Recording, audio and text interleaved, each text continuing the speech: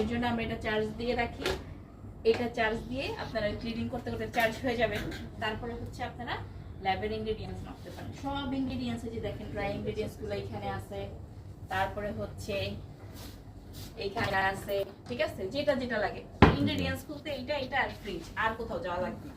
তারপরও আমি দেখা যায় রেসিপি ওয়াইজ সবকিছু ওদেরকে আমাদের নিচে যে সুজন থাকে, বেলর থাকে, ওদেরকে দিয়ে আনায় রাখি। আর হচ্ছে এরকম একটা প্লেট রেডি করতে হয়, যেটার মধ্যে একটা স্ক্যাপার, স্প্যাচুলা, রাবার, নাইফ, এই কটা, আর স্পুন থাকে কয়টা। আমার কাজ করতে গেলে অনেক স্প্যাচুলা লাগে আমাদের, ঠিক আছে। আমাদের ইনস্ট্যান্ট অনেক কিছুতে স্প্যাচুলা লাগে, যেন আমরা বেশিরভাগ এই স্প্যাচুলা ইউজ করি।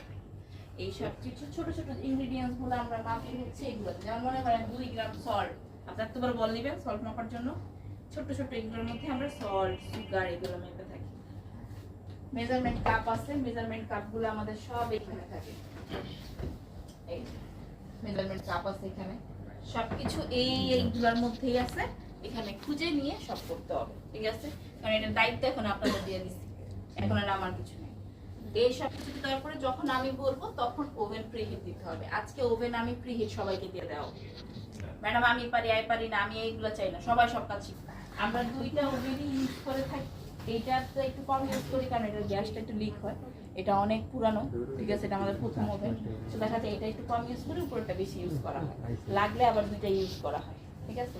তো এটা 2টারই কানেকশন ইজি সেম, ঠিক আছে। প্রথমত হচ্ছে এই যে গ্যাসের লাইন লাগাতে পারেন কে কে? সবাই?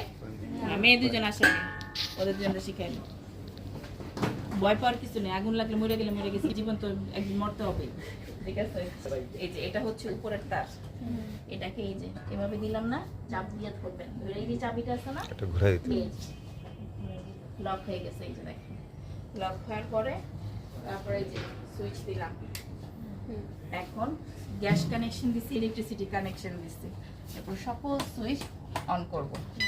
এরপর দেখেন 2টা টেম্পারেচার আছে, টপ আর বটম। আপনি যে এই যে লাল দাগটা না, আপনার যদি লাগে 250, 150, এই যে 150 দিলাম, এই যে 150 দিলাম। এখন টেম্পারেচার আছে কত? 34 এর দিকে আমাদের কিছু বেকিং হবে, অ্যাটলিস্ট মিনিমাম 150 হওয়া লাগবে। এর জন্য আমরা ওভেনটা প্রিহিট দিই 150 ওঠার জন্য, বুঝা গেছে। এরপরে এই যে দেখেন উপরে গ্যাস কানেকশন হয়েছে, এটাতে এই যে স্টোনটা আছে এটা গরম হবে, ঠিক আছে।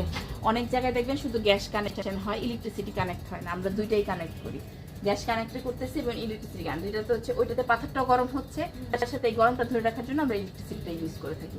সাপোজ এখন 200 আছে, আমার তাড়াতাড়ি দরকার একটু ঠান্ডা হইতে, তখন এই যে একটা জানলা আছে দেখেন, আমি বন্ধ করে দিচ্ছি, একদম মাছি বরাবর